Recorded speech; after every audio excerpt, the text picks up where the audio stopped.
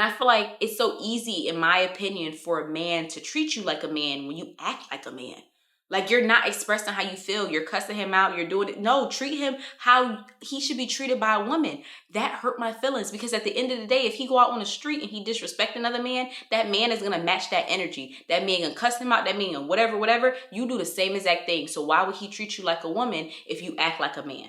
I feel like nowadays it's so hard to be in your feminine era and tap into your feminine energy. I don't know if it's because of social media. I don't know if it's because of what's going on in the world, but it feels like I always have to have this masculine exterior. I always have to have this masculine front. And it's really hard to turn it off and on, to be feminine and to be masculine. But I no longer want to be masculine. I want to be in my feminine era. And so I've been doing certain things to help me tap into my feminine energy and just allow me to be in that state more, because personally, I feel like for a lot of women, it makes life a lot more enjoyable. And I just feel like it's a lot more freeing, and it just feels right. It's just, you don't feel like you have to put up a wall exterior. You could just be you, which is feminine energy. And so in this video, I'm going to give you guys some tips I've been learning to tap into your natural born feminine energy. So the first one I want to talk to you guys about is stop rationalizing everything. And I think this one is so imperative, because when it comes to masculine energy, right? Masculine energy is very strategic. 1 + 1 = 2. There's no emotion behind it. That's just what it is. When it comes to feminine energy, it's a little bit more complicated, because we are more so creative beings, and we're more so like, people call us sensitive, right? But when I think of sensitive, it's because we are able to feel. And I think that's very imperative, to allow yourself to feel and stop rationalizing everything. And I want to give you guys an example, hopefully that it will make a little bit more sense, right? When it comes to rationalizing our emotions, I feel this way because of this, or this does this. An example of this is the relationship that I have with my mother, right?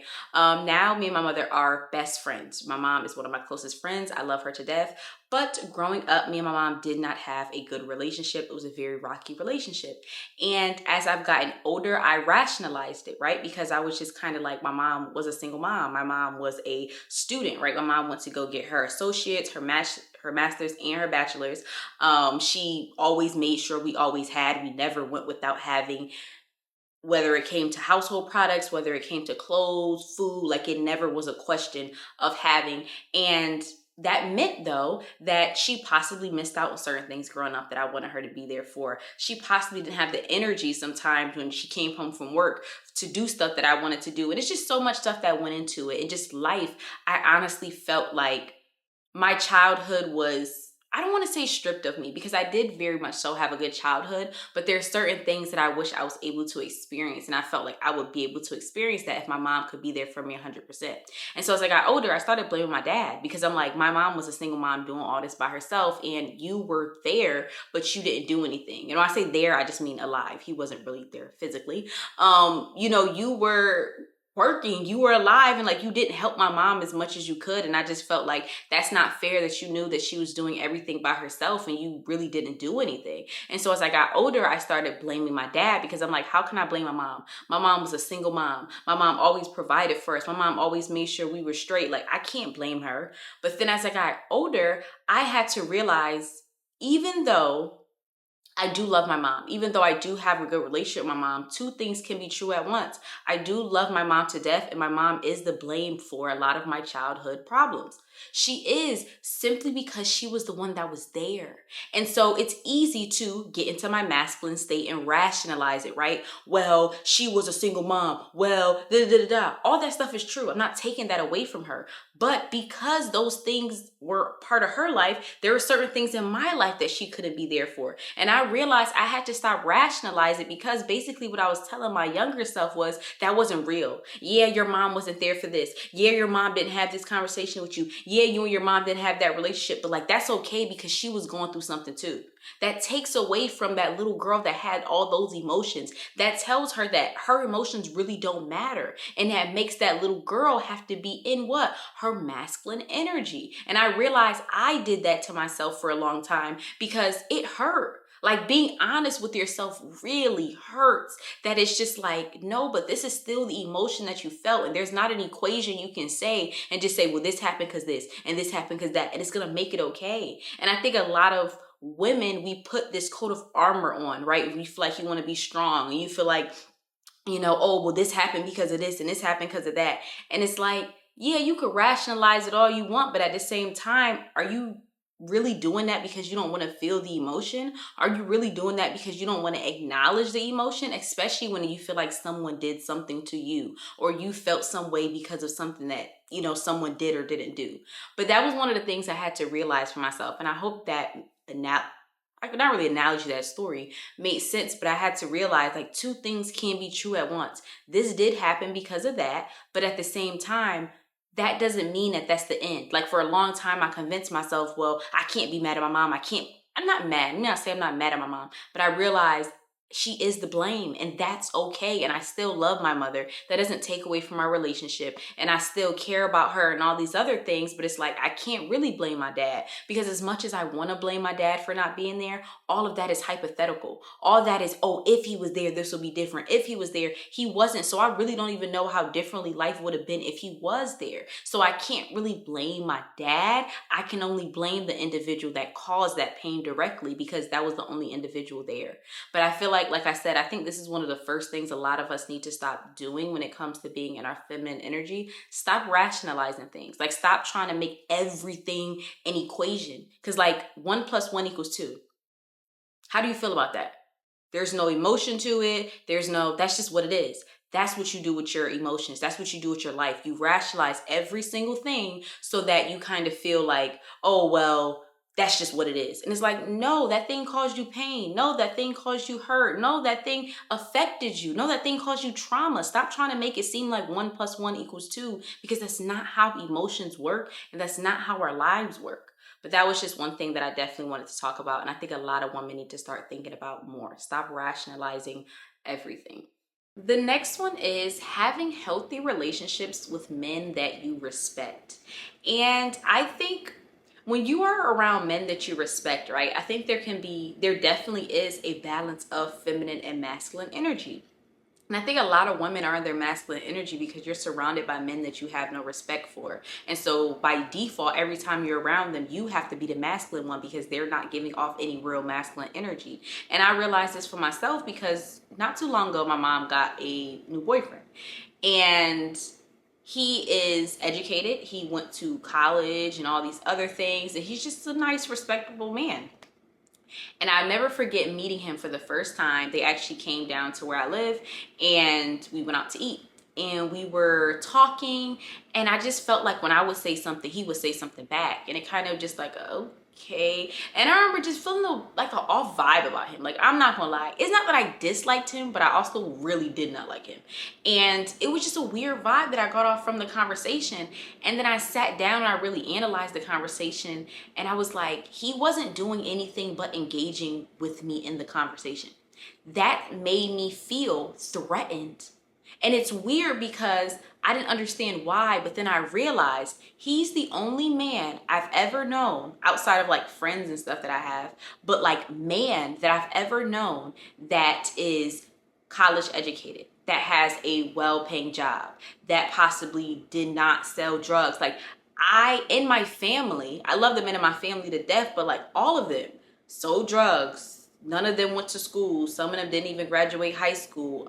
They don't really like work what people consider to be good jobs. Like they're not educated men. And I didn't realize by being around them and I say this in the most respectful way because I love the men in my family, but like I didn't have that masculine respect for them. So it was a familial respect, but not a masculine respect. So around them, I had masculine energy because I was the one that was educated. I was the one that knew this, that don't make no sense. I was the one and I didn't realize I've never really been around a real man before.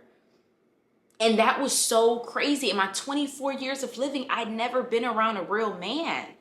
And so when I was around him and I felt like he was challenging me and he was engaging in a conversation. That's what you do when you engage in a conversation. You go back and forth. You say your opinion about this and you say your opinion about that. And what do you get opinions from? Life, learning stuff, having information. But if you don't know anything, you're not going to have an opinion. So if you don't know anything, you're not going to say anything back. So I've been so used to having conversations with men, I didn't even realize it, where I felt like I was the masculine one. I felt like I was in control. I can make this conversation go like this, and I can make this conversation go like that. And for the first time in my life, a man I was having a conversation with that wasn't around my age range, he knew more than me.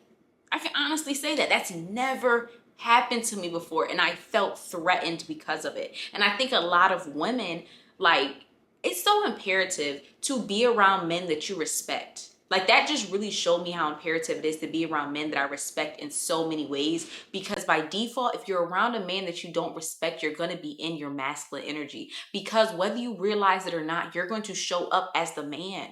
You're going to be the one that's masculine. You're going to be the one that's directing the conversation. You're going to be the, going back to what I said in the beginning, the strategic one. You're not going to be able just to be and just give your thoughts and give your, and it's not even a thing you're doing on purpose. You're not trying to be a control freak. You're not trying to, I don't know how to describe it, articulate it, I guess, correctly, but if you are not around men that you respect, by default, you are going to be in your masculine energy. And you can't even, it's not even a thing you can help though. And when I say respect, I don't think you should think of it as disrespect, because I never try to disrespect anybody, especially any men in my life. Like, I don't try to disrespect anybody. But by default, I take that role. I take that, yeah, I know what's going on. Yeah, you get what I'm saying? That masculine role, because it's like, you don't really know what you're talking about. You don't really, you get what I'm saying? And you don't even mean to do it, but you just do it. So I think that's one thing that a lot of women need to start assessing in their life. Like, let's just be honest. The men that are in your life, do you really respect them?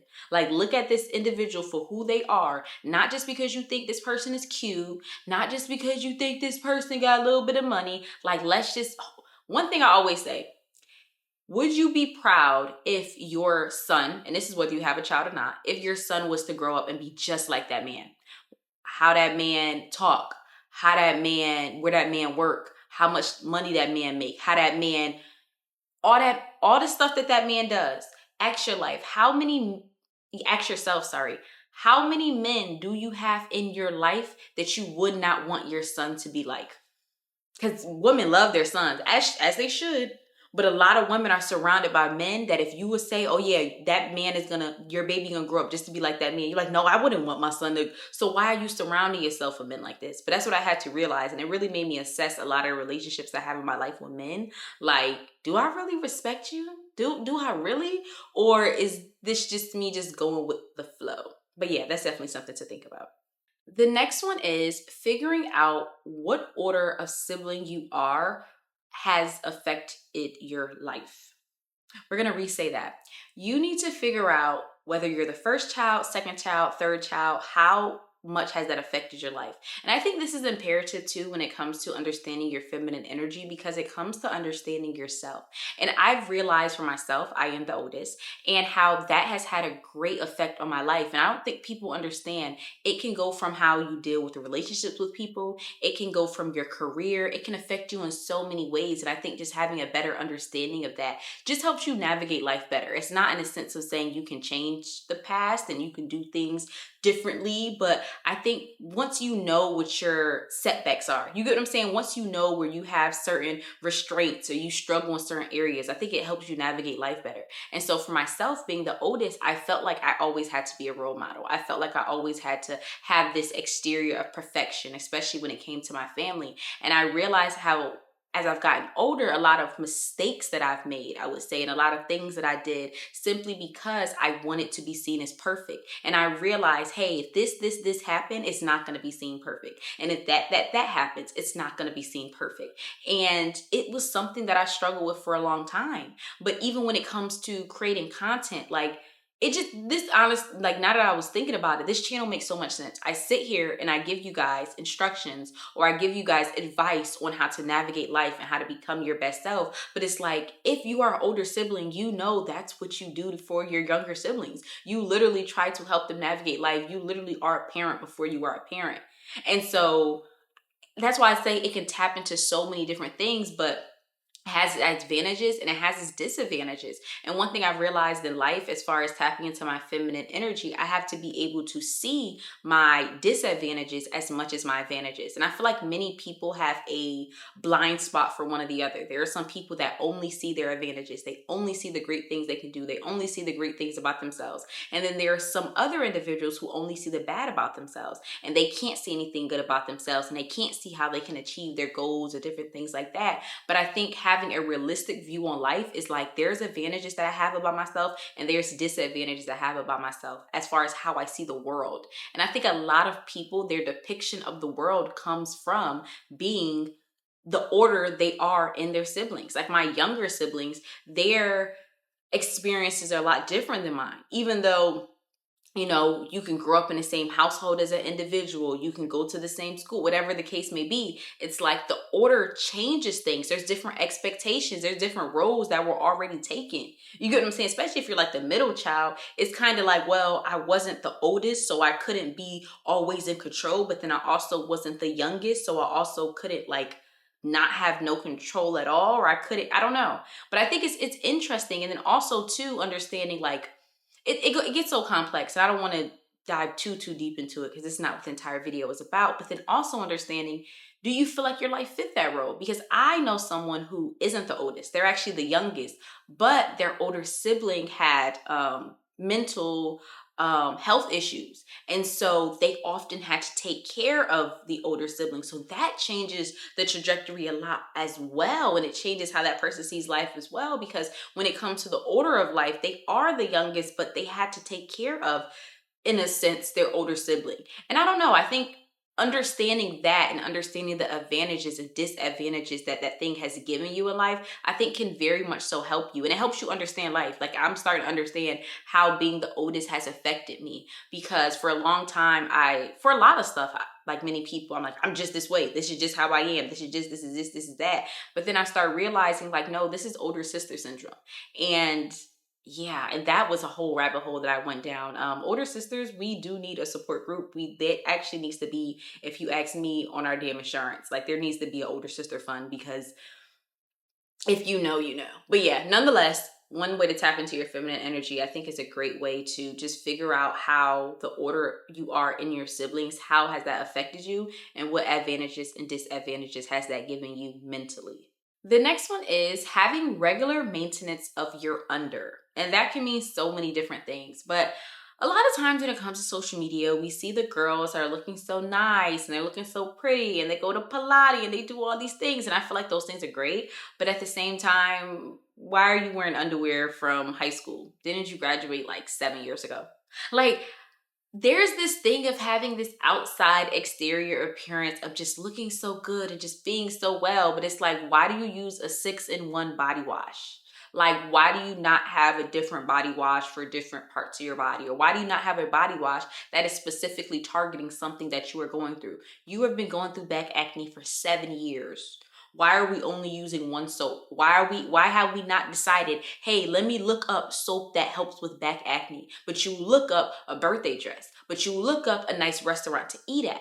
And don't get me wrong, I'm not telling you not to live life. I always say that. But I think being in your feminine energy is always say caring about oneself. Like, regardless of the exterior stuff, regardless of the stuff that people are seeing, under, you are well kept and you are happy. Like, let's just be completely honest. You are happy. I think a lot of people with themselves, like their bare selves, they're not happy and they're not satisfied. And I feel like there is this certain level of like not being on yourself, like, oh, I hate this about myself and I hate this about myself. I'm not saying that, but at the same time, it's a difference between saying, hey, I don't like this thing about myself, and then saying, hey, I don't like this thing about myself. What am I going to do about it? I think a lot of people do, I don't like this thing about myself. How can I hide it? And that's what they hide with the clothes, and that's what they hide with the perfumes, and that's what they hide with all these other things. And though those things are great as well, but at the same time too, like, I think as women, we need to start talking about regularly booking appointments for pap smears. We need to talk about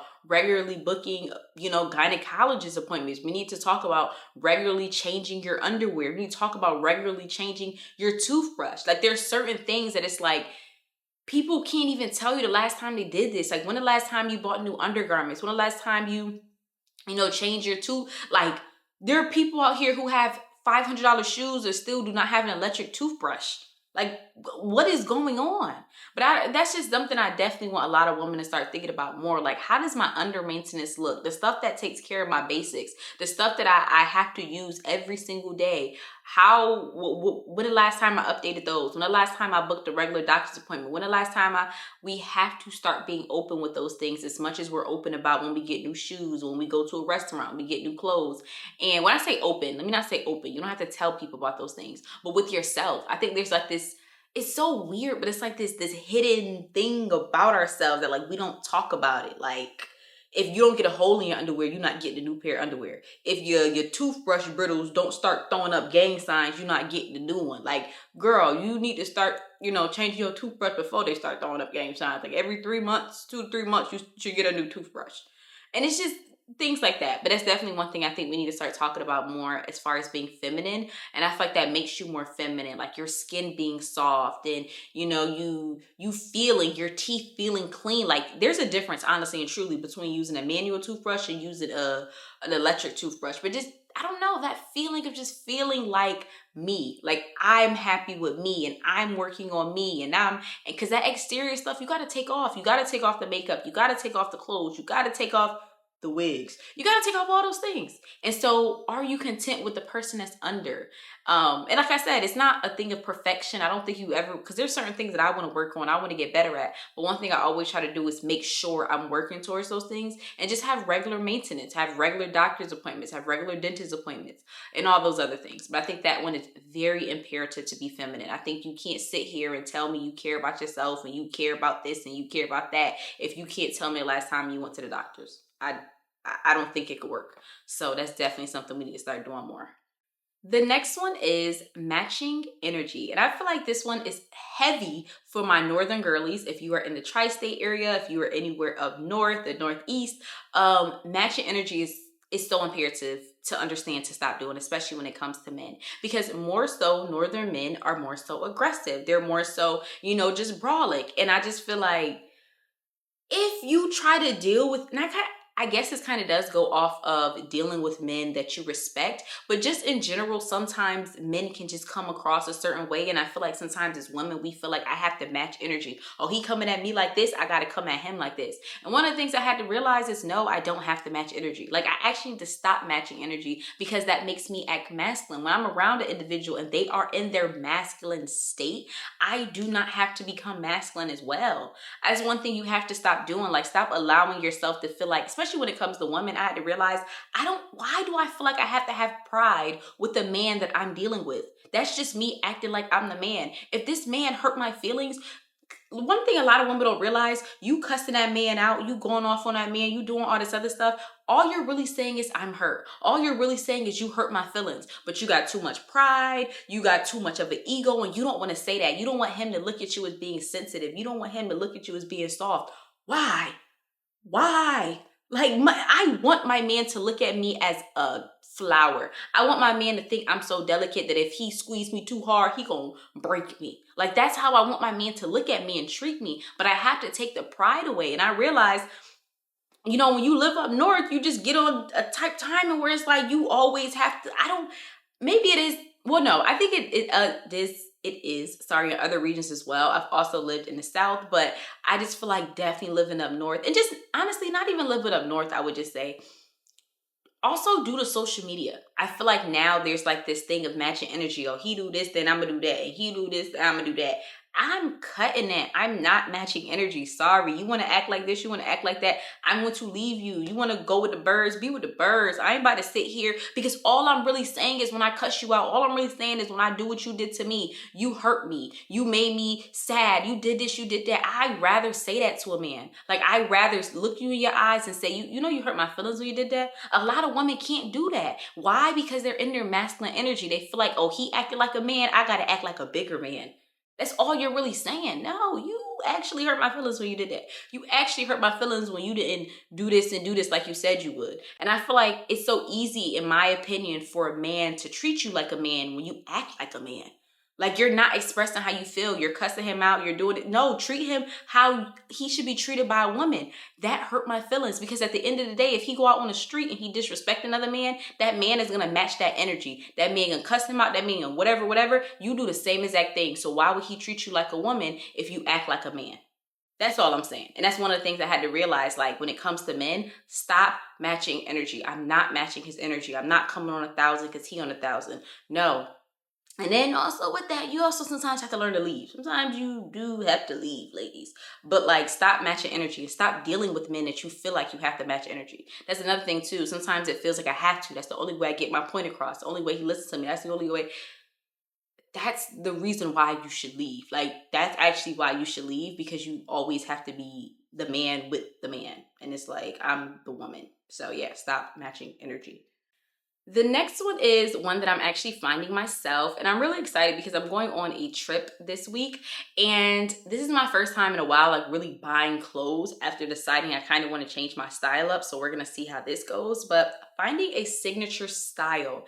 And I feel like this is important when you're becoming feminine, because like I said, it's just being, it's just to be. And your signature style says a lot about you. And I've actually created a video talking about this a few weeks ago, but I realized one of the saddest things that a lot of people don't realize is when it comes to your style, because now there's this thing of like, you want an outfit for somewhere, it's like searching up, oh, what's a dinner outfit, oh, what's this, oh, what's that. But your signature style says a lot about you. It says a lot of times the shape of your body. Like, if we're really going to be completely honest, it says sometimes how much confidence you have in certain things.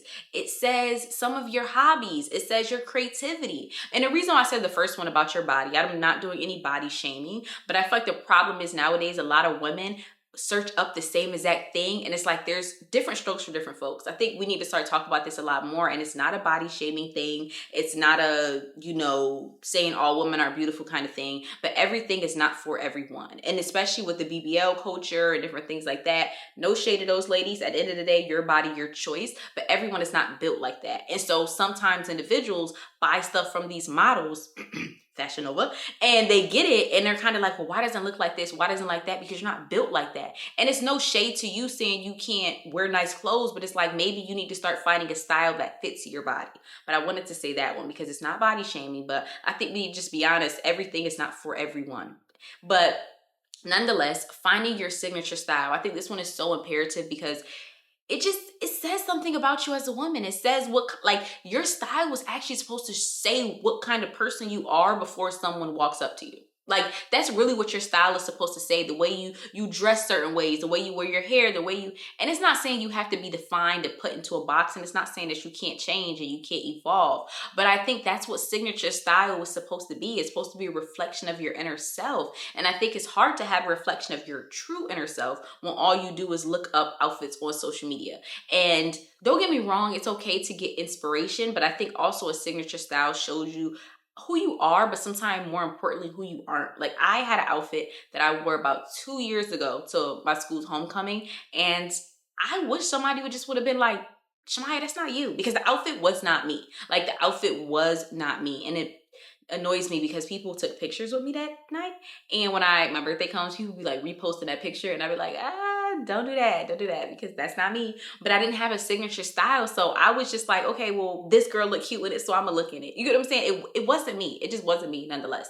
But I just feel like, what's your signature style? Like, what is something that is just like, I would never wear that, I would never wear this. No shade to the girls that wear this or wear that, but that's just not me. Like, what's you? Can you look at something and look at somebody and be like, oh, that's what I would wear, and that would look cute on me, and that would, not just that looks cute. So yeah, definitely figuring out what is your signature style. And that is it. Thank you guys so much for watching my video. I hope you guys got some good information out of there. A lot of us are on our feminine energy journey, tapping into our feminine energy. So I definitely want to create this. Of course, don't forget to go below to sign up for my monthly newsletter, to listen to my podcast that I come out with new episodes every single Tuesday. Well, not new. Let me not say new. I upload these episodes on the podcast. I know some people were saying like, oh, they don't watch YouTube, or sometimes YouTube doesn't give you a notification. So you can go on there to listen to it as well. It's on Apple Podcasts, Spotify. The link will be below. And then also I created a Pinterest where I do post like like newsletter posts every couple weeks, so you can follow that as well. I am gonna start posting on TikTok eventually. I know some of y'all probably like, girl, you always say that, you never do. I am. I'm definitely gonna do that. So don't forget to go below and follow my TikTok. But thank y'all so much. We are at 70,000 plus followers. I appreciate y'all so much. My goal is to hit 100K by my birthday, which is in May. I know that is a very heavy task, but I feel like we can do it. And I feel like, I don't know, you guys just give me the motivation to do it. So thank y'all so much. I appreciate y'all so much. And we are on the road to 100K. Have a great one.